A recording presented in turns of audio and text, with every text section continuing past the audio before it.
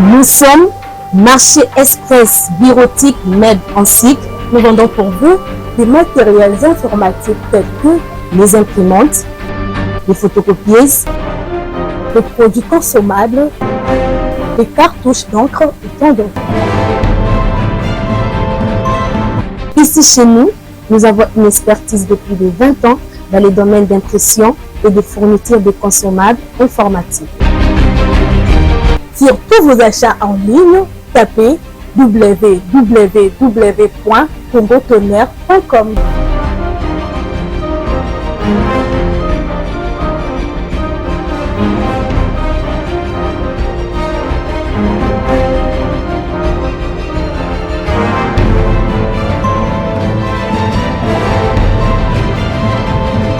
Mais c'est vraiment un marché informatique. Commandez aujourd'hui, réceptionné dans 24 heures, stock disponible partout en République démocratique du Congo.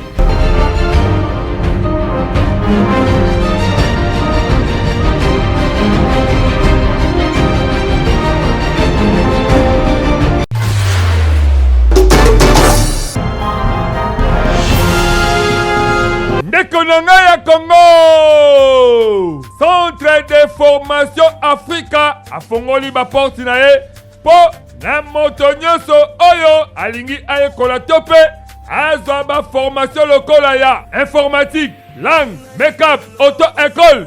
Yebake Congo alobi esengeli oyekola métier na Centre de formation Africa okozwa masolo informatique mobimba pe Okokoma, informaticien professionnel paix et à talent. C'est un centre de formation Africa. Le Bengisi Bandego Nyonso Oyo Balingi passe à la formation pour avoir toujours la formation pour la informatique, toujours la esthétique, toujours la make-up et toujours la langue. Na langue toujours na awa toujours na français pour améliorer français naie. Donc à Koya nous appelons la formation lokola anglais, nous appelons la swahili, nous appelons la espagnol. Les amalamu koyekola bakoto mususu pour na ko bakisa un plus na vie. Et puis tout se basé mingi na informatique. Informatique na mukolo lelo les ali avantage du fait que technologie est avancée. Donc ceux qui aux universitaires, peu importe le domaine où vous avez mais ceux qui ont école informatique, vous allez le net sur Tangité. Pour nous Kosobango, adresse Ezali Semoko. Yebake, Bazali Bongo, na commune ya Liberté, 7e rue industrielle, numéro 16. Référence auditorat militaire ou Université Africa. Contact Kaka, dans Centre de formation Africa, au Kosobango Mobimba Po, Bazali Wana Kitoko, Bazako Zelayo. Na maboko ya kofongwama na Centre de formation Africa Congolais nyonso akomi utile na société na Centre de formation Africa biso nyonso tolobi mati eza bongo wow!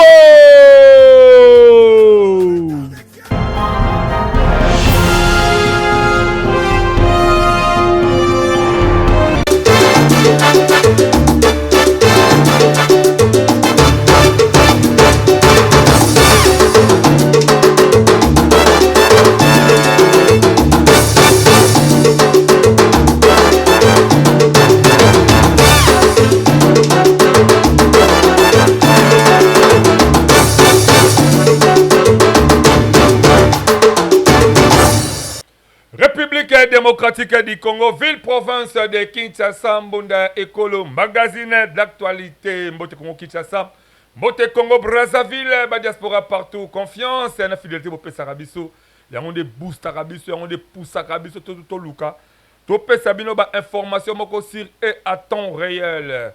Émission la bino Sika, édition Sika et Bandi, mais c'est que Mbunda Ekolo, les amis magazine, il y a beaucoup plus de basé sur l'investigation.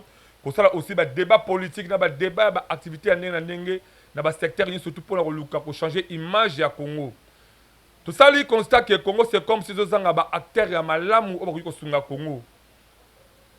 65 ans après, Mboka Oyo, le prophète Sanier Raphaël Alaver, Mboka prophète Simon Kimbangu, Mboka Patrice Emery Lumumba, ils ont souffrir qu'ils ont un malamu.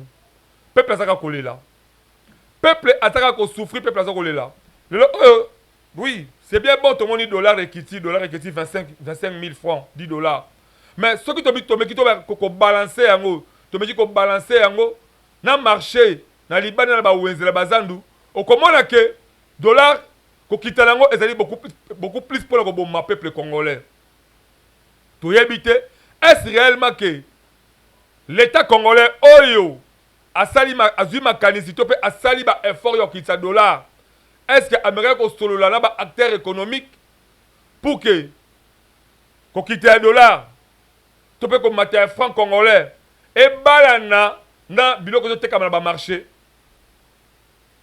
c'est difficile ko tala lelo OK boîte ya miliki otobela ko somba na 10 dollars na 28 500 francs le dollar est kiti et comme la 25 000 boîte ya miliki wana etikali kaka na 28 500 automatiquement et là otobela ko somba na 10 dollars et comme mamoko na 12 dollars na 12 dollars tala comment est-ce que peuple doit souffrir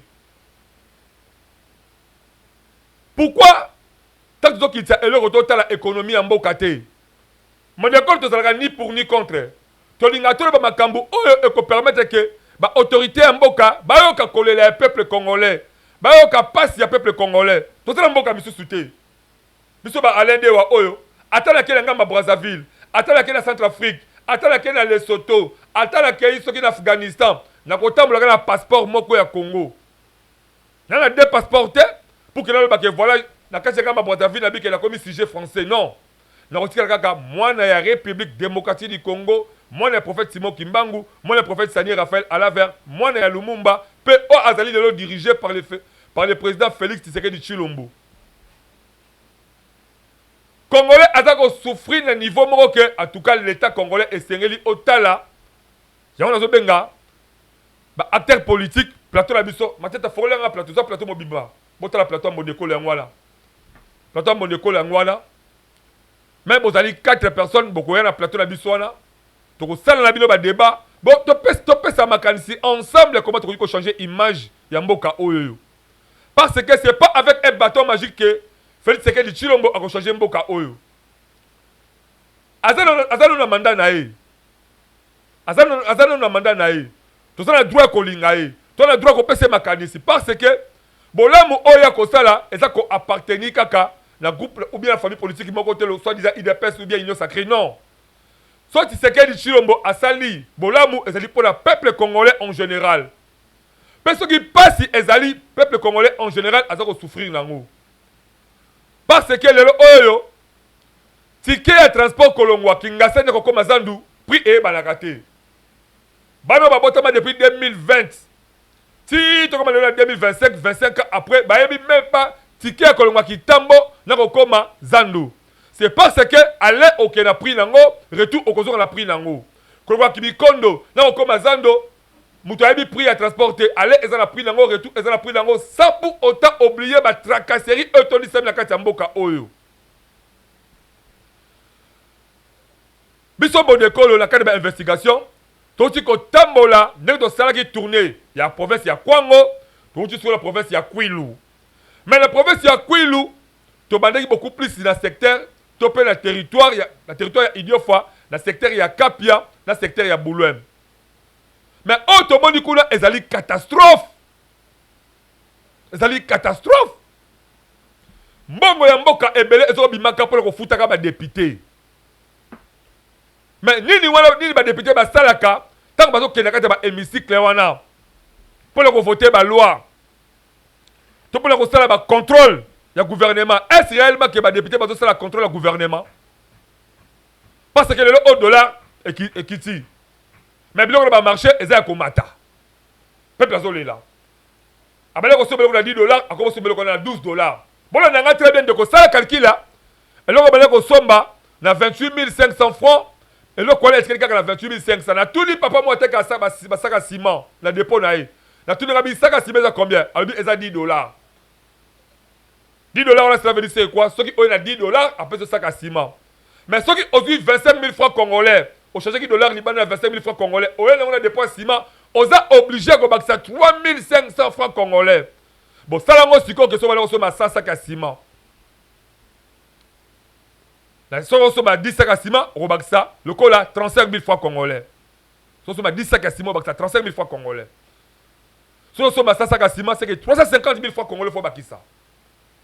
Mais là, vous avez ba moko, ok, mamoko na 1000 $, ba pesio mamoko 100 sacs à ciment, mais le oyo, so 1000 $ les en francs congolais, vous êtes obligé de bakisa 35 000 francs congolais likolo.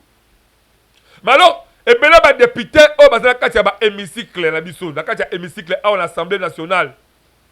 Tout le monde est bangoné, bah, so bunda, la pour qu'on a intérêt à Mbongo.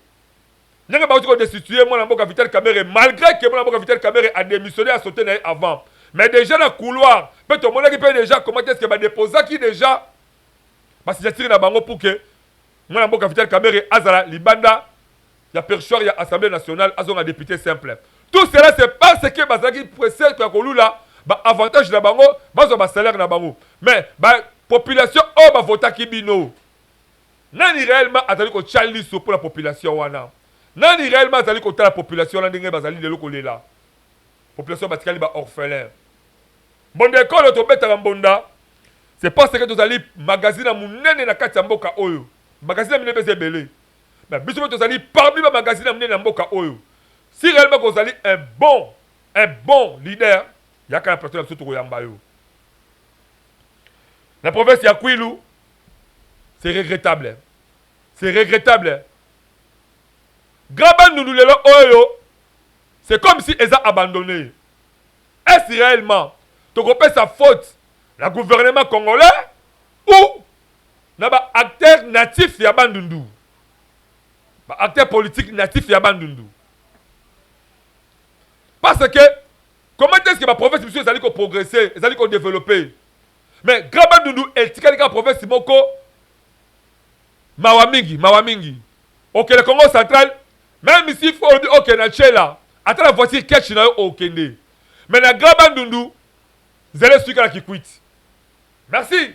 Tout le monde du gouvernement doit travailler, le haut, ça, là, idiot, fois. Tout le monde supporte l'image, voilà. Tout le monde qui tentait parce que, tout le monde qui limité, les moyens, la biseau. Donc, il y a des moyens de bon, il y a mon décolo. Mais, mon pas dit, oh, ok, ici, oh, comme à côté à Ben Chengoun, oh, comme à Mangaï, oh, comme à Bouloum, c'est regrettable, c'est regrettable. Moutako Sabinote, Zela, ya Rotabola, même la voiture est alité. Et bon, la Jeep, Zela, est allée passer. La moto, en tout cas, il faut dans un robot. Parce que, oh, on va 6 h du matin, 18 h du matin, on a Nicolas moto, dans Zela, Zelo, la Banzela, oh, Zalaba, Gobe Bele, Kita Mata, et Sobe, Zamba, la Zamba. Et ça facilité, hein. Tout ça, on va frère en bon décolo.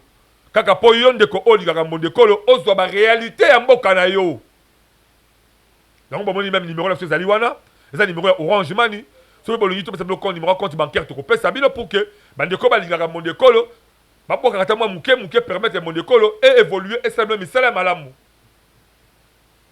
Vous allez magazine oh ils allez agent de travail agent allez parents responsable toujours pour ndaka moyen de bord. To tamboli to komi non secteur ya Bouloum na secteur ya na to komi la Bouloum to komi na secteur ya Cap na secteur ya Bouloum. Tu as constat que les députés ont babima koto kuna misala ezalité. Même vacances parlementaires d'abord à mon côté à la population. Sauf une maman que nous avons félicité, honorable Jolie Yama, Otokuta qui est Moussani Malamu. Dans le toko bisamutu. Tout le monde a dit que tu boyete, tu as dit payete, Zabalo Lazali Komona. Tant que tu as dit que tu as combo parce que c'est le moussalate que soit disant tu as corrompu, bon d'école et ça corrompu. Naya bino makasabino, si tu as autorité ba député pour le bakeno, ngani nazo kasaki ngani na bongsamboka oyo. Mais ceux qui yo ozo kasaki yo de bongsamboka oyo, c'est quoi ça là? Fallait belge encore na mboka oyo. Alors à quoi sert des bons procès c'est ba député la kata hémicycle? Ba loi ni na malonga bozali ko voter pour le peuple oyo. On va souffrir les lots. Est-ce que vous avez un contrôle dans le ministère du gouvernement pour que le peuple a quoi consomme à Thompson? Moi, pio dit, oh, la prière madame, tu as son matin, dendo, oh, la prière madame. Vous avez un contrôle, voilà, t'es député. Mais vous êtes là toujours pour que vous soyez un solo, et que vous permettez de se retrouver. Et ça passe même à Congolais, Zoa Maële, vous voyez que, et s'il était, 2028 bientôt là. Mais bon, banani oh serait libre voter. Il ne faut pas que les Congolais tous à la trahir les collègues Apollo, les collègues Piodi, les collègues Soso. Mais tous avez besoin de députés oh yo. Parce qu'on se met maintenant 1000 personnes, bah 26 bango, bon ça qu'on réfléchir. Bon ça sur la pédagogiquement. Dès ici, il y a changer l'image du Congo. Parce que les Congolais est belé, mais c'est comme si ils limité, pour ça, il y a un blocage système. À l'époque, ce que la ville qui quitte, Internet est belé. Kinzambi, j'espère tout cela. Alors, il y a une possibilité pour les parents et belé, même les politiciens. Bon, si d'abord, Internet kuna. Mais les oyo, tout est comme bafoué. Par exemple, c'est comme préféré moi que le temps rapi na poto. Kakapi na poto. Alors, Congo aussi comme banani sikoyo, bakotonga yango parce que bana oblo bosi na poto, ne bango komi ko en considération ceux qui aye awa, bo pesa ba poste na ba gouvernement. Bana oya biso balende wa. O to mona pasi. Maman to tambusa nduda, ateka Thompson. Pour bana ba système kelas na bango, awa na ba université la kata République démocratique du Congo, bana wana basali ko za chance cité ya ko sala na ba institution ya mboka, to pe na ba entreprise ya l'état. C'est parce que attention diriger bango banani ezaka bana o ba ko tanga na ba poto. Malheureusement encore plus grave. Bana ngo ba tanga na ba kelas na ba poto, expertise parce que la mboka o zali kanini, ya ba détournement, ya ko sa ba surfacturation. Personne n'a pensé, n'a songé pour la émergence de la République démocratique du Congo. C'est parce que, tant que vous avez préféré, à que vous avez un appartement à Poto, et non que, à Luka, à que vous avez pour le cadre, il y a un programme de développement local, il y a 145 territoires, à Tongata, d'accord, qui est hôpital, mon la province, topé à Tonga, école, mon la province, topé à Luka, même à travers ma cantonnier Emmanuel, il y a un cantonnier égalité. Il y a des gens qui sali après on connaît la poto encore si ça va séjour à mi colonel ya bon moïna on ça va passer la poto. Mais pourquoi pas penser il y a qu'on sali ça il y a qu'on sali la expertise locale parce que ce qu'on vit le cola moi la ngai Meshaki Nakamura attends moi la CC université à la Kinakatia Congo on peut comme ici exemple le ministre à qu'on penser à Kenambo Kalabango à ça ferme là à passer à Tongata hôpital. Mais là, on les gars, on a ici à l'université, dans la Sorbonne, ceux qui ont une expertise, ni malheur besoin la biso. Et alors, maman on besoin nyokama, na côté ka pondu na ndunda, papa tang sabana, bako zela nini après ba étude ya bana na bango. L'État congolais, tout penser à ça. Tout penser à ça. Il faut que loi moko ezala eko permettre que bana oba si ba kelasi awa na Congo, bazalaka aussi honorer la carte du gouvernement congolais. Quand on est au niveau de Kapia, au niveau secteur à Boulem, si 3 députés, oh, aussi, comme la bango, Maman Marie, honorable Marie Tipoui. Donc, il y a honorable Dédé Mopassa. Donc, il y a comme honorable Jolie Yama. Sur les 3, tu as Mokonde, non, tu peux dire bravo. C'est parce que tu as le secteur à Boulem.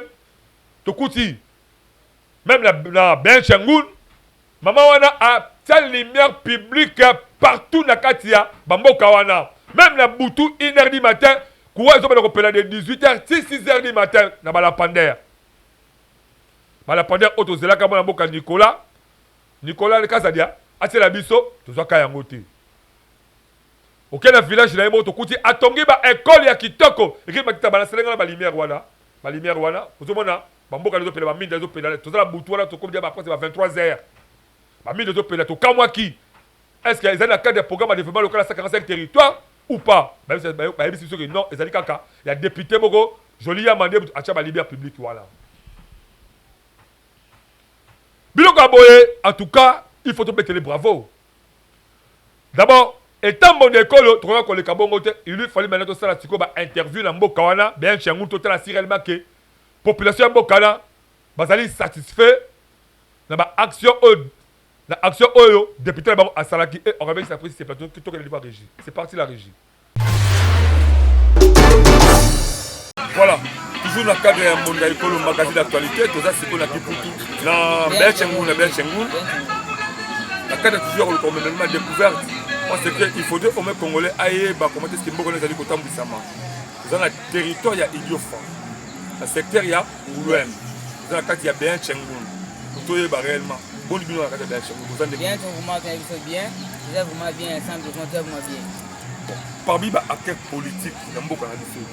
Acteurs qui ont réellement pour apporter un plus pour la bonheur à Belchengoun. Oui, vraiment, pour la bonheur à Belchengoun, il y a vraiment éclairé dans le monde. Nous avons vraiment la vie vraiment bien, vraiment, vous allez chaque jour, vraiment, côté transport, vraiment bien. La difficulté est venue vous en faire. Oui, la difficulté est on a pour ma maille, on a pour le courant, il y a bien pour les gâteaux à Bandakou, et tout on a pour chambre froide des athées, bureau il y a bien pour la police, pour la population, puis il y a bien chez nous, maison de passage, c'est vraiment en haut. Ça va pour là. Mais c'est une chose là, c'est pas pour oui, nazo lancé message pour na ba vraiment pour na bien chongo vraiment tona ndako malonga te pour na maison de passage pour na bapaya ngala kuwa malonga te mave balampade ngana kati ya mboka zape na mai te na kati ya mboka bien chongo wenzi c'est comment il avait bien mais faut voir que c'est bien wenzi habillé bien mais sinon côté vie vraiment c'est bien mi connaît son ngulu taba ngombe ikufa na abattoir Oloba pour nous, nous pouvons réellement qu'il y a l'autorité pour que Belchengoun puisse changer. Merci d'abord pour la question. Nous posons bien. Nous avons un problème à ma casse. On a Moka, nous avons mené ma casse. Nous avons la population maïsate. Donc, la difficulté à ma casse. Marseille, bien maison de passage pour le consumer de télévision de Chassa à Komiawa. Si tu as là, tu as des soins médicaux, Kolobate. Peut-être moi, vous allez dire à 0 mètre, il faut que vous professeur va belé.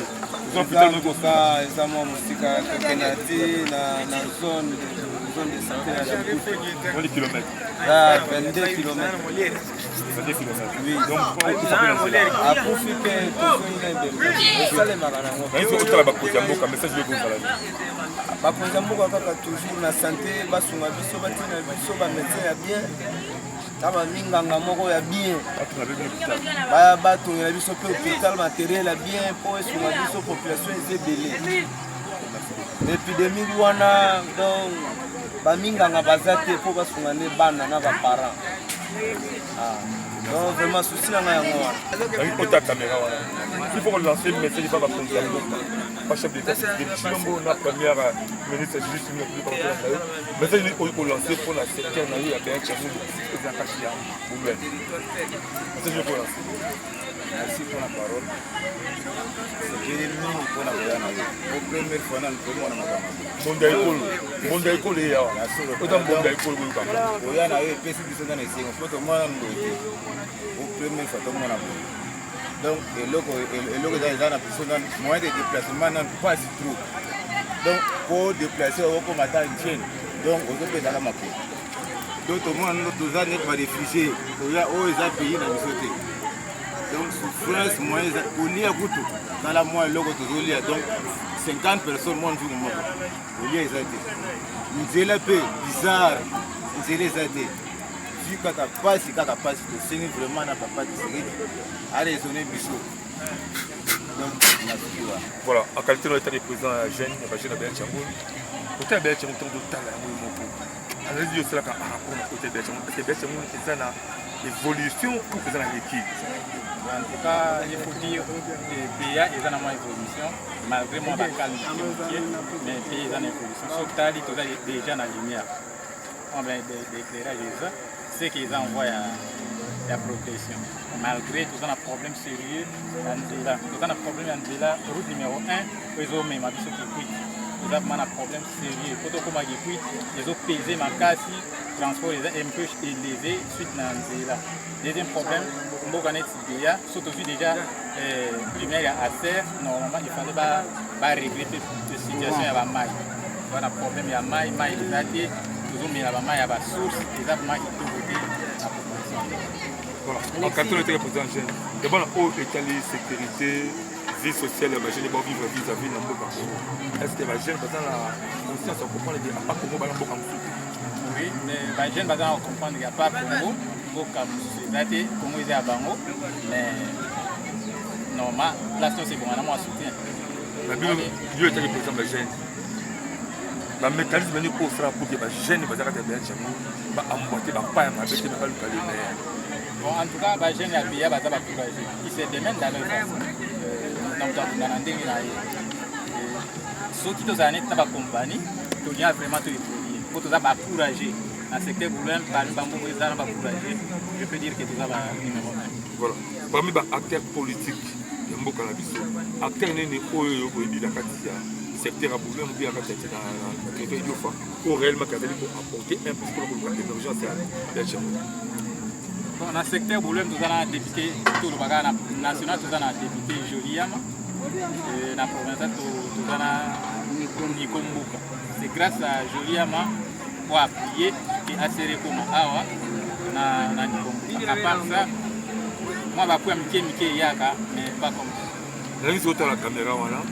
S'il faut lancer un message au chef de l'État Zolandayo, ma première ministre, chef de l'État Zolandayo, tout va Zolandayo. C'est lui qui lancer en qualité de président. En tant que président à Bajen Yabia, le message n'a pas lancé ça pour pas m'éradiquer pour l'unité Bia. Ils ont Mboka, ils ont RDC, ils ont fait Mboka et pour ça, moi, ils ont limité quand on a Mboka pour va y aller. Comme ça, comme on appelle Awa, bah, mais pour éviter ce moment. Voilà, merci beaucoup. Mbonda Ekolo, toujours dans le cadre de l'investigation pour le la réalité. Comment est-ce que Mboka pour vous allez voter pour ça? Vous avez un Tchengoun, vous avez les accords Moulaï, vous aurez la suite toujours dans Mbonda Ekolo. Vous avez beaucoup plus. Suivez. Merci. Bon, tu connais comment est-ce que Bandeko a bien Tchengoun? Bazo sepela la misala kitoko oyo honorable Bango Jolia Masaleli Bango. Il y a continué Bango lumière publique malgré bazo sanga mai jusque bazo sanga de mai exact na mboka wana parce que kotoka mai eza musika population baleke belé na mboka wana ba forage exact na mboka wana. Alors honorable Jolia m'a pensé encore kokeli plus loin continuer la Bango ba mai forage et kozala malamu. To continuer encore to kenya niveau Boulem to solo le chef de secteur à Boulem kula to kutaki programme de développement local à 57 territoires batongela bango bâtiment mais bâtiment wana eza nango ata na équipement mo la quantité matériel moko to kiti mais ça ezalité to yebité soki ba bosali bango ou l'état kozongela sous bango to landa interview auto sala kina chef de secteur ya Boulem et on revient après ces plateaux. C'est parti la régie. Merci beaucoup. Toujours dans le cadre de l'investigation pour que tout le réellement que le programme de développement local à 57 territoires, les alliés vraiment matérialisés et que tout aussi c'est que l'autorité politico-administrative basée au sein réellement, nous avons la carte il y a secteur, il y a Boulem. Et en processus de moi, je suis avec un chef de secteur. Chef, bonjour. Bonjour, papa. Bonjour, Missala, la carte secteur Boulem. Non, les travaux vont très bien. En tout cas, je félicite les chefs de l'État.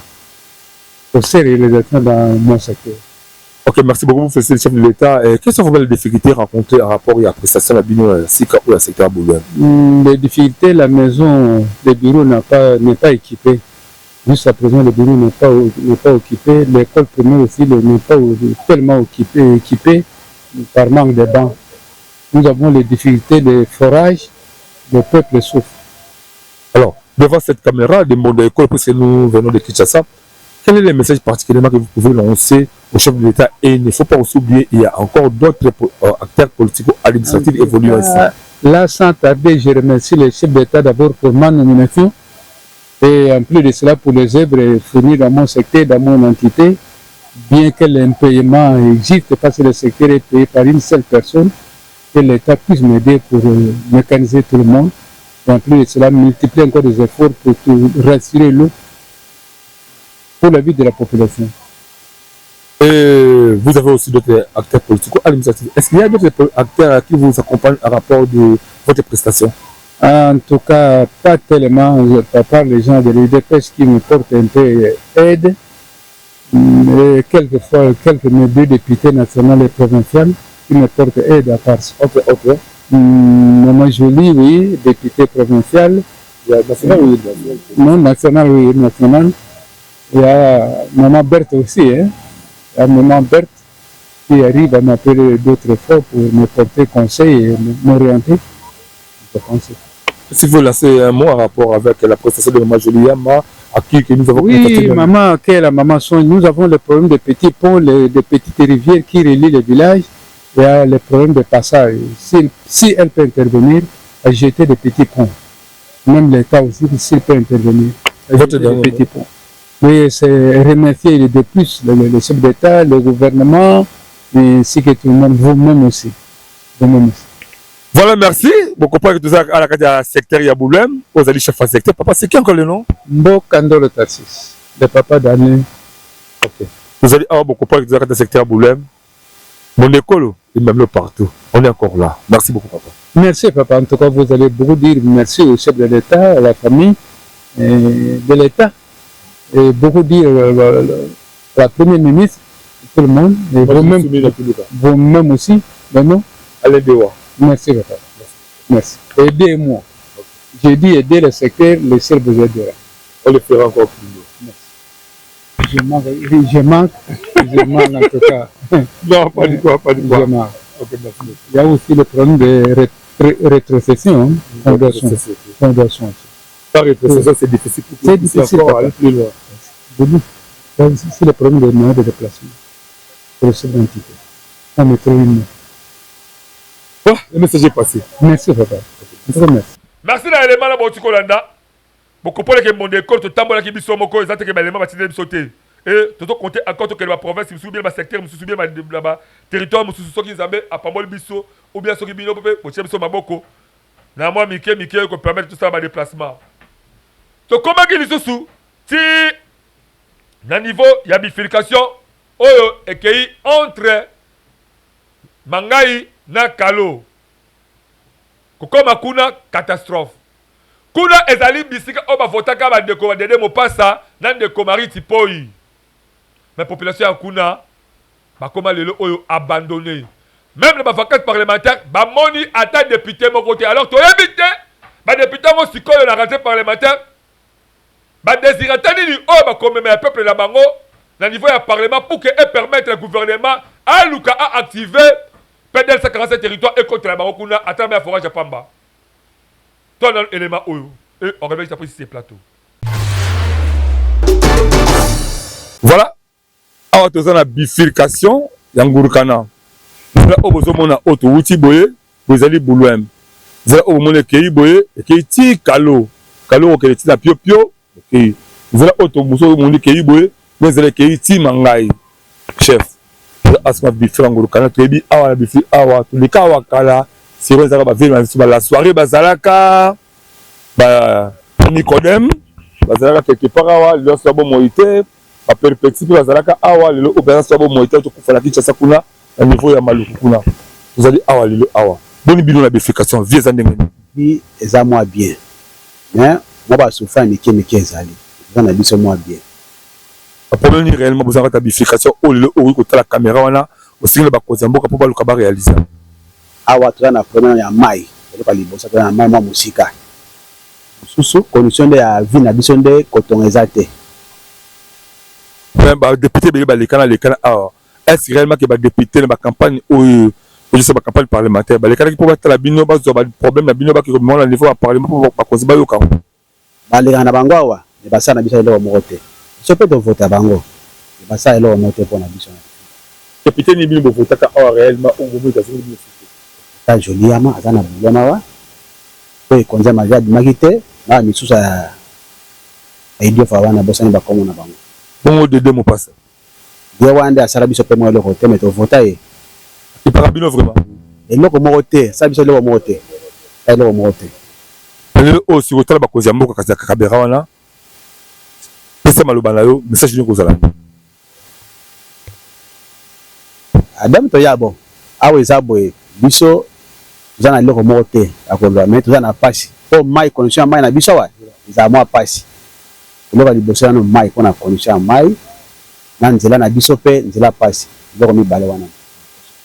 Merci cher. Bi Comment nga mteki bala. Vous allez nani awa? Naza mokonzi mboka. Nanga eza dewa wani. Ba député to votaki eloko moko te basala pa na biso kotolo. Ata eloko moko eza te pa na mboka. Eloko moko te ba dede mo passe wana ba joli ya mawana eloko moko te. Donc tozoma na net to votaki te. Donc tozaka na passe. Mais souci na biso eza nini? Awa mai eza passe. Toza na souffrance. Toza na besoin ya mai. Antenne wana eza na eloko moko te. Mais ba yela biso nanu mai forage. Souci na biso eza wana. Merci beaucoup. Voilà. Merci beaucoup Bolandi. Bolandi et Mawana. On va juste après trop continuer encore balade d'Abisso dans le monde écolo, magasin d'actualité. Tout ça va te rebelle vous allez très bien magasin traditionnel RD Congo. On va jusqu'au fond. On va comprendre le monde écolo et même tina kati partout ça peut me on va fond propre un monde écolo. Tout ça pour le Congo. Merci beaucoup. On se retrouve encore après. C'est parti. Merci beaucoup. Bon, la Libye, la population va là. La population va abandonner, c'est comme si l'État est bangoté. Mais, depuis que nous avons au quitte le terrain, au lieu le peuple. Mais depuis que nous avons vous êtes là, la carte à parlement. Peut-être que vous avez un sangana pour vous avez un parlement. À ce monsieur Koloba, en rapport, il y a secteur Wana. Il y a secteur Wana. Donc, comme même si na niveau ya mangai, na niveau ya mangai, pas si na mawa. Mangai quand on a qui quitte. Et est-ce possible mangai et bunga la carte géographique il y a RD Congo c'est parce que ma tête ma érosion et le qui a trop. Mangai et ça même pas à la lumière publique. Mangai bazangi ata maya pas mais forage bazala ngote population zo là. Mais mangai ozali commune, mangai o lelo oyo bato komi ebele na kati mangai bukume sabiki azaka na 5 policiers na mangai. Mwana mboka Jacques Chabani. Oyoki kamo Tolanda bukume sa mangai to solo laki na e. Bilobo yokaninga lobaki et to sous élément la population après dango. On va voir si ça prise c'est parti la régie. Je m'appelle Jean-Pierre Indoula. Je suis d'abord chef de travaux à l'ISP, département de mathématiques. Bon, la politique m'a mené ici. Bon, je suis bourgmestre de la commune de Manga depuis 2018. Comme toutes les communes de l'intérieur, nous avons une difficulté. D'abord, la population n'a pas la culture fiscale. Donc, ils payent difficilement les taxes et puis ils ne les payent pas cash. Donc, pour une taxe parcellaire de 3 000, il peut payer aujourd'hui, c'est comme si l'annuel, il peut me donner aujourd'hui 500 francs. Un mois après, il vient payer 1000 francs et ainsi de suite. Alors, pour avoir une totalité de 3000 francs, c'est toujours difficile. Donc, on a cette difficulté-là, les gens ne payent pas facilement.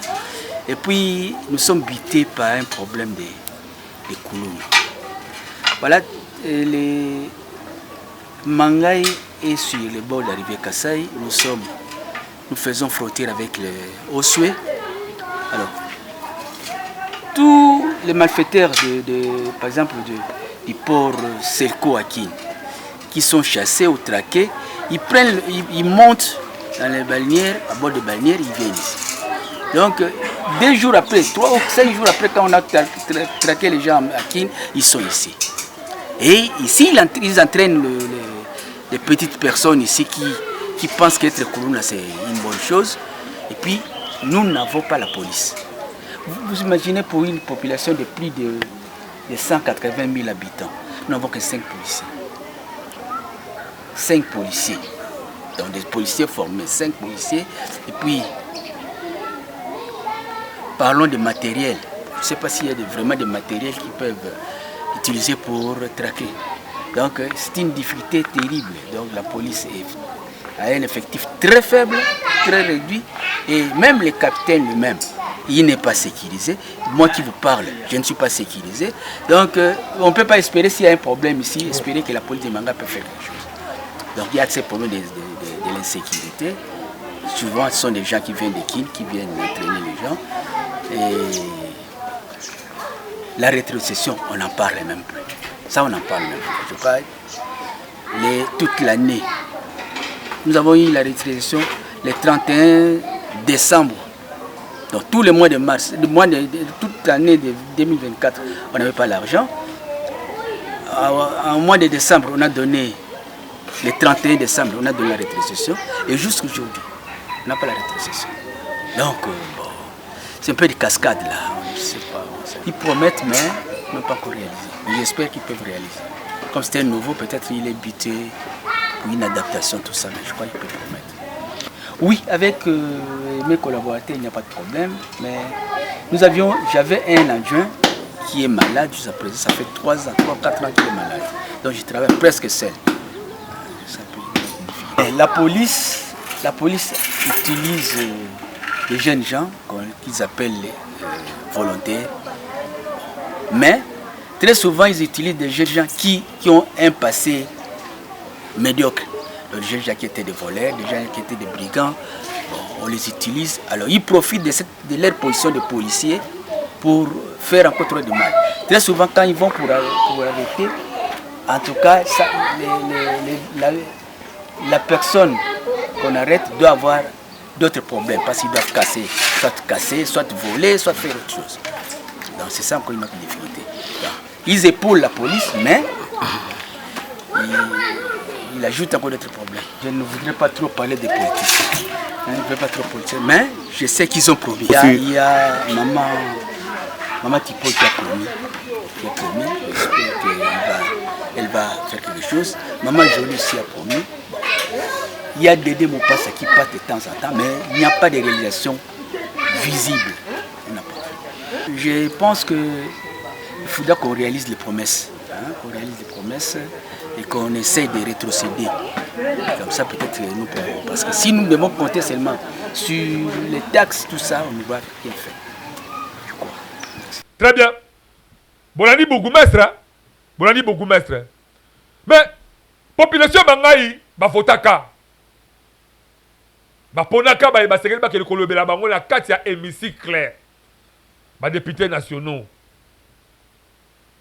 Maman, honorable Marie Tipoy. Honorable Dédé Mopassa. Mais, Nini, ezali kozanga to kata un jour, ou bien une fois, même si les 5 ans, bozo le batali kamu etali mangai. Système de loka mangai. Ezali ko souffrir, kozanga, ata, ko bénéficier, même action, mon programme de développement local à 145 territoires. Vous attendez qui pour que a changé l'image de Mangaï au la République démocratique du Congo? Population Baléli. Bazal abandonné. N'est-ce pas que l'État congolais Bossala Bango? Chef de l'État Koye Bata. Madame Soumino Koye Bata. C'est à travers vous, les députés, au Bossala de l'hémicycle, les bon, pour la cause de la Bango. Mais bon, Bossala Bango, c'est pas ce que c'est la 2027. Bon, mais la Bango Polo. Bon, mais la Bango Bungwa, bon, on ça de message depuis Kala. Alors, cette fois-ci, la Mangaï, il faut faire la mission. Population de Mangaï, l'Oba Kili, la caméra, l'école, on a élément signé Benjamin Kilunga. Tout le monde, et tout le monde juste après sur ces plateaux. C'est parti la régie.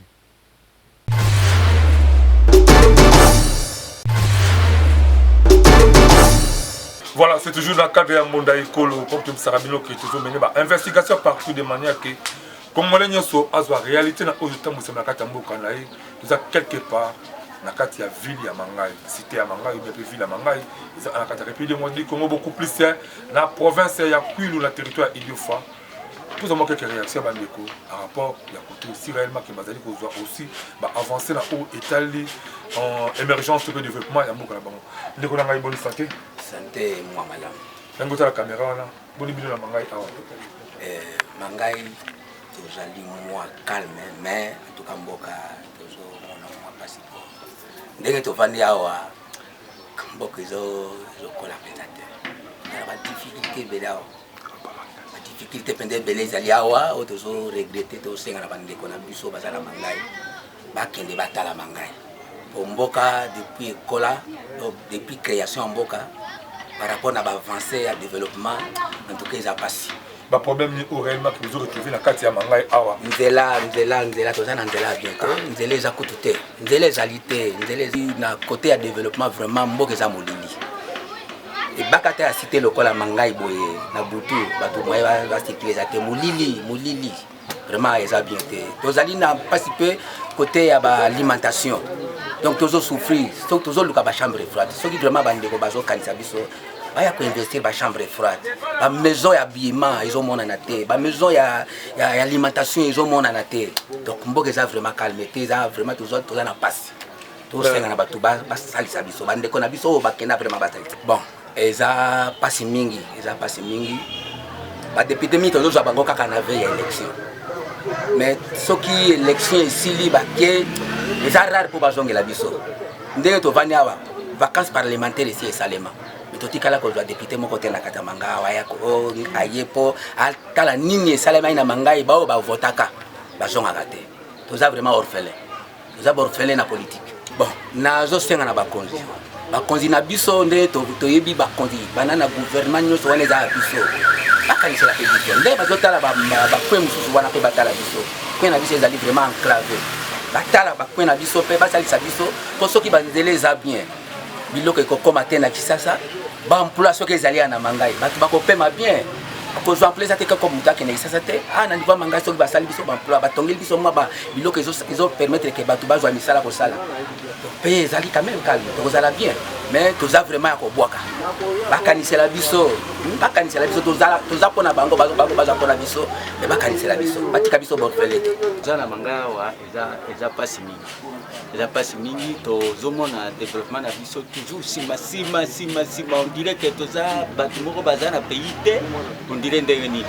po tomonaka bapoliticien bakoki kolia awa kaka koramase kaka bavoi bazokende na bamboka na bango sa biso awa tozwaka mpe député te parce que bayaka toujours kaka na idée ya kopanda biso ya kosangisa biso te po soki bazalaka na idée ya kosangisa biso mbele tobimisa ata député moko okomona oyo azoya azosala mwa kliki na ye akende nango na bavoi na mboka na bango oyo mpe ndenge moko biso moko totikalaka kaka boye yolela mbula na mbula yango tozosouffrir yango tozozanga même mboka érosion moye eza te kolia moko ya pasi ebale oyo eza so na mbisi te il faut tozwa ndenge nini basala ndenge nini tokobana kozala nzala ezali tosombaka mwa bilo ya rien kolia na biso kaka matembele mwa ndunda soki ebale futi te kaka matembele na ndunda vi yango tovivre ka bongo mais batala biso bakanisa biso toza na posa mpe ya courant lere mosusu mwa moto akozala mwa eloko na ye frigo bien nini moye wana ezali te aide mpenza oyo mpenza ya bana mboka mangai oyo tozali oyo na kikwiti wana biso toza nde liboso ya kikwiti mais tala développement kikwiti tala biso awa donc okotala boye komo oyoka kikwiti bavancement play na play mangai on dirait bapoliticien mpe bayebaka ta ke mboka mosusu yango te mais premier cité koto na rayon na biso kote so de santé mpe bongo ka ndenge moko dongo awa tozali bahôpital oyo tozoka wana kaka mwa échographie na mwa radio esili mais soki obeli maladi ya makasi fuko okende ka bavanga wana awa ka bongo ka mwa bamalaria mwa appendicite mwa nini mais maladi ya solosolo mpo moto azonga bien ezalaka te donc nini ya appareil ya bien boye eza na hôpital oyo te dernièrement vraiment gouvernement etala biso ekanisa biso eyeba mpe ke mangai ezali mboka oyo esali mpe mpona Congo nde tozoregrete mingi mpona badepute na biso ntango tovote bango topesi bango bavoi bakei bazwi misala jusqu'alors bayaka kotala biso lisusu te bakoka kosunga biso mpe lisusu te bon toza na badifficulté mpe mwa mingi kote ya baration kote ration ifallait tozala même na bachambre froide bon kolia na biso eza difficile tout ça epesaka biso mpasi mingi mais ntango tomoni ke côté ya basport donc sport mpe ekufa donc moye mpe ya kosoutenir biso eza te toza na banzela eza ya kokufa bon makambo tu donc toza nango mwa badifficulté mwa mingi toza nango na kati ya mboka tozosenga na epai ya bakonzi ya mboka baluka bakoka koya kosunga biso bakulutu na biso ya kala oyo ya kati ya mboka Mangai bakenda toza na ba gouverneur toza na ba député toza na ba ministre ya bana Mangai mais ba colonel ba généraux ya bana Mangai bakipalisu Mangai te mais bobwaka mboka na biso te boya kosunga mboka na biso ba ravin ba nzela eza kokufa donc kolia eza difficile donc il fallait tozala na ba chambre froide biloko wana yo surtout ezopesa biso ba difficulté yo surtout na Mangai ezopesa biso pasi yango wana na marché te bandako bana belge atika bandako eza kokufa moto akobongisela biso aza te do tozosenga vraiment bandako wana ekoka kozonga lisusu na meme bapuya bakisi hôpital awa bapenditance ezali basi bazobota bambeti mpe ya malamu eza te ya hôpital alino kizaza aho tozosenga baintervention toza nango nzela nano eloko tokobuna nzela pasi condition ya nzela eza te même awa po kokeno tendre ngenku aza na bagra pénitence foka baintervention eloko nazali nango nécessaire nano yango wana toza na Mangai biso bamama ya Mangai toza na pasi mingi mboka nanu mabe mwa totambola eza te kokende banzela lokwa wati baikuta nzela mabe bobongisela biso nanu banzela baveni transport pe batransport pe kolia pe pasi lokola bachambre froide eza te botindela biso babiloko bokoki kozwa biloko lokwa bambisi bokotia yango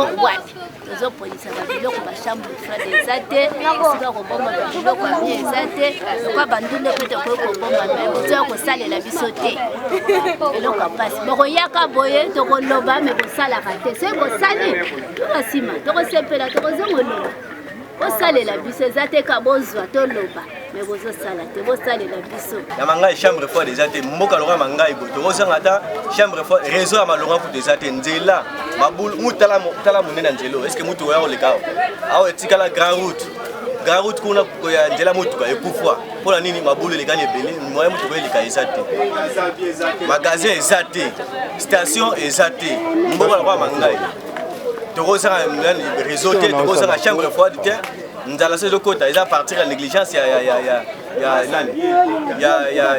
gouvernement na biso mboka eza monene mais toza na chambre froide te toza na population eza na kati ya mboka tokoka kolia te nzala ezokota tani mambila baoteka na mabele wenza bien eza te tokosenga na gouvernement na biso basala eloko ya bien na kati ya mboka mpo na monene ya mboka boye na bapays étranger na monene ya mboka oyo ya Mangai ekozala boye te grand route eza te moya mutuka eleka eza te donc oyo eza na kati ya motema na biso yango eloko ezopesa biso mpasi na kati ya Mangai kolia bamaison alimentation eza te banzela ekufi moye tose communique na bato mosusu eza te eza ata hôpital mpe ya solo eza te donc bamangai tozokemba wenze mpe ya solo te okende ezalaki nango yango na bapoint ezopesa biso ok mpo ngai imam uda nazoloba sans parti pris nazoloba na kosolo mpe na vérité nyonso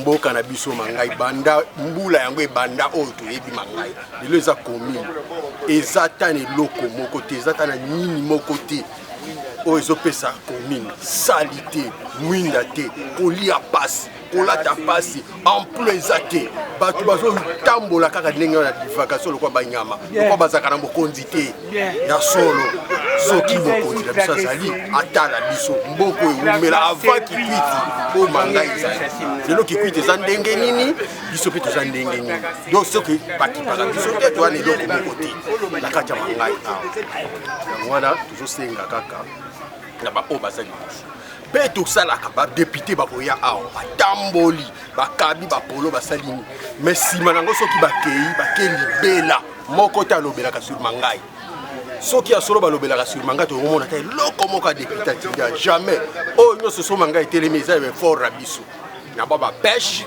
na bazamba bilanga ndenge bazosala yango moni basomi mwa tole mwa nini ndenge eza awa mais bien public boye eza te oyo ke ya gouvernement awa etelemi awa te bandako neti bureau na biso ya commune eza kala ya babelge yango wana ekomobuka ezokende kokweya bureau ya la police kutu na ndako ya bato omoni ke ntina na biso ezali te mwinda kutu mpo omona motu boye malgré tosala mobulu te soki ezalaka mobulu tozobomana na ndenge ya kosakana te mpo totambola na molili lokola banyama olala pasi ozolala boye mbula ezotanga na nzoto ere moko soki mbula ebandi otelemi na bana mpona nini position eza te kolela classe kutu koloba te bato ya mayele bazali mais possibilité ya kotangisa bana eza te na banziki makanisi na nga yango toza na pasi moko na mboka oyo botalaka wenze na biso nde ezali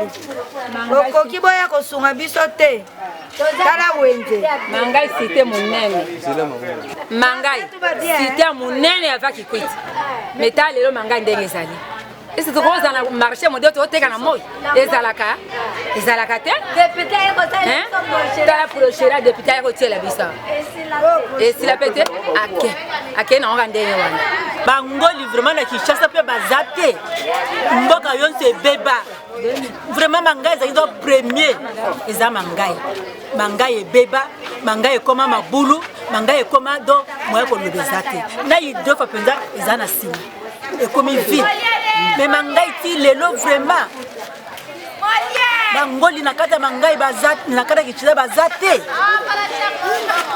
mangai ekufa ka boye ya solo vraiment biloko nyonso pasi nzela eza te donc vie ekomi pasi kolata pasi kolia pasi kura eza te mwinde eza te kotanga ekomi cher bana bazotanga te bana bakomi papa vraiment place abia koteka te tozaka na moi wenze babebisi biso wenze ifale tolubosalela biso ata ba renforce vraiment boye mabe moyen te kurate nini te soki buto awa biso tozaka na babraquer biso kurate osiko kaboye manga eza ville eza mboka te etala nde tosa.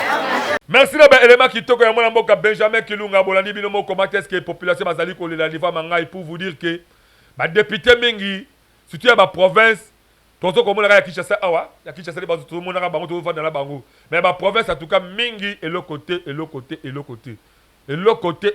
tout cas on va 0 sur 0 surtout le secteur ya Cap et le secteur ya Boulem pour tozo monaka ka mwana mboka joli ya ma tolandi ba action na ça va d'ailleurs azo mériter même diplôme d'honneur ya Monda Ekolo maman honorable Marie Tipoi na honorable Dédé Mopassa vous devrez encore réfléchir beaucoup plus pour que avant comme même 2026 to 2027 président Samuel Zalakula pour le Luka qu'on réponde positivement donc on est là yabana mangai voilà to changer encore avant de changer page dans linga na sabino que boza ba autorité belé ba jeune belé boza la bango ba sisi ba kelasi ata ba sisi ba université même ba ba sisi déjà qu'on a diplôme d'état la bango parce que chemin va c'est le côté moment yango centre de formation média indépendant et formé par porte de bango la primoko abordable.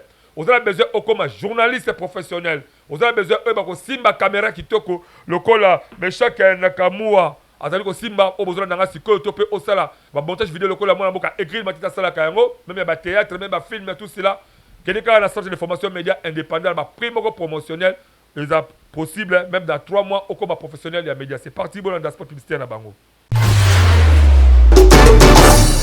Voulez-vous apprendre et devenir journaliste? Les centres de formation médias indépendants procèdent au recrutement des nouveaux candidats pour une nouvelle session. Que vous soyez diplômé d'État, homme de Dieu, docteur ou qui que vous soyez, les centres de formation médias indépendants met à votre disposition les filières ci-après. Les journalistes, la prise de vue, le montage vidéo. N'hésitez pas de nous rejoindre car ici, la formation se donne avec les professionnels des médias. Chez nous, c'est de l'expérience et du professionnalisme. Nous sommes les centres de formation médias indépendants. Pour tout contact, appelez-nous au +243 83 053 97 27 ou au +243 89 81 81 097. Je répète, au +243 83 053 97 27 ou au +243 89 81 81 097.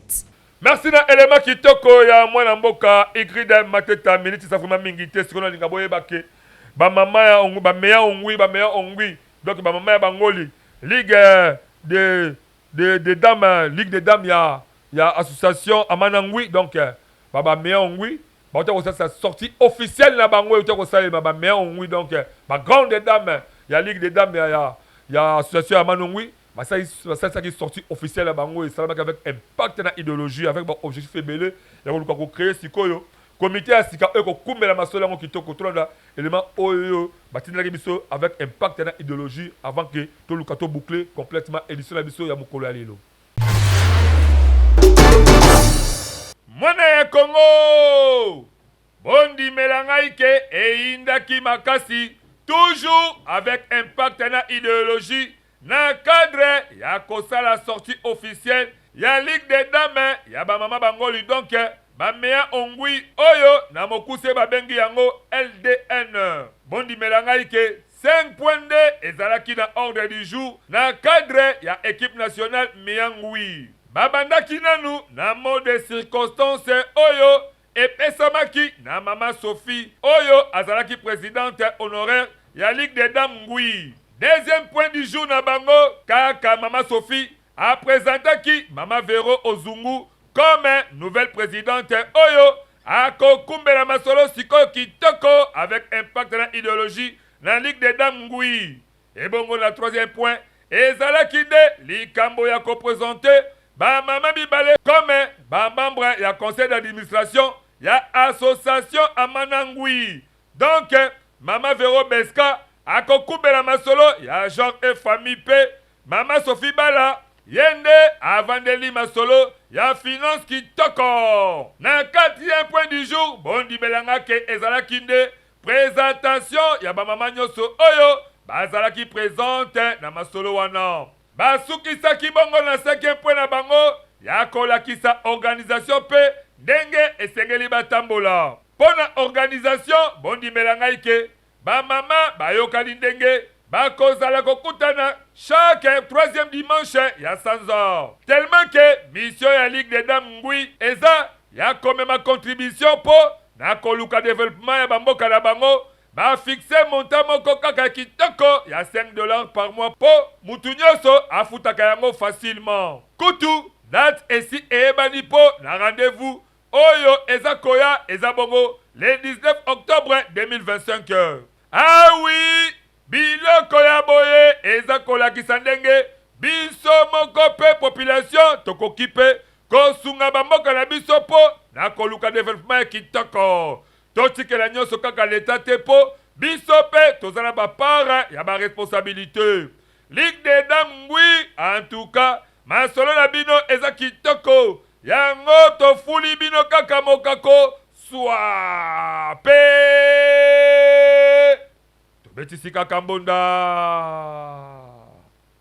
Merci na élément kitoko. Là je profite directement pour saluer le procureur Paulin Moudjene, le procureur Paulin Moudjene en tout cas. Wamano Ngui partout bozali et singe bango les boss aura vraiment PV bola mukaka parce que prophète Sani Raphaël à la vers Azan zinga la bino et pourquoi pas na pasteur Dik Yanzami Malembe sans oublier papa langa Augustin Sangi avec petit langa propre Ramis Sangi. Tout ça la communiqué écologique moko na édition Oyo ya lelo bolandango na élément signé Igride Mateta. Communiqué nécrologique. Famille Ayembe Azana Mawa yakoyebisa na bandeko nyonso liwa ya mwana Yaya Noko papa na bango na kombo ya Kalonda Massa Arsène. Ba programme ya bokundami epesami boye. Mokolo ya samedi le 4 octobre 2025 ekozala bongo veillée mortuaire na salle polyvalente Compassion Oyo eza na commune ya Masina quartier 3 avenue Loso numéro 1 sur boulevard Lumumba. P. Bokundami ekozala mukolo ya dimanche le 5 octobre 2025 na cimetière ya Selebambu. Boyeba ke matanga eza kosalema na résidence familiale Oyo eza na avenue Sablière numéro 7 na commune ya Masina quartier 3 référence station Shell Oyo eza en face ya maison communale ya Kimbaseke. Communiqué Oyo ekomela mutu nyonso Oyo ayebi Ndeko Arsène Kalonda Massa tika ete molimo na ye epema na kimia. Communiqué signé le président Edi Ekuchu. Biso pe mbonda ya ekolo magazine d'actualité to présenter bango kaka ba sincère condoléances.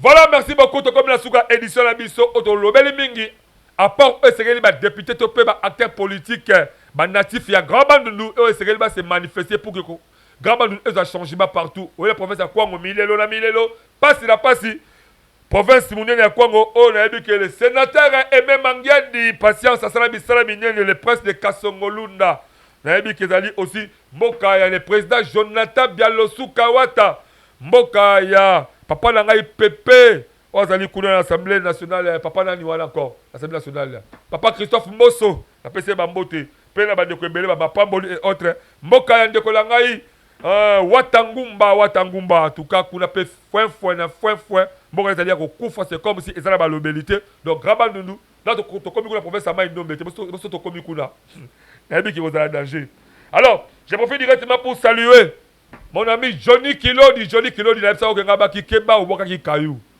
moi au Bangote, patron Jika Magazine. Salutations si vous allez. En tout cas, que Jika Magazine, les autres Moussama Kitoko. Merci na écrit dans ma tête, merci na Meshaka Nakauma, Nakamua, et pourquoi pas na Benjamin Kilunga, sans oublier Yannick Kaloso ainsi que Wilfried Samba, Papa Yabana et Bella Lande ont été à la présentation pour continuer à s'abonner massivement. La chaîne YouTube, na biso Monda École officielle et en plus il y a activité la bino.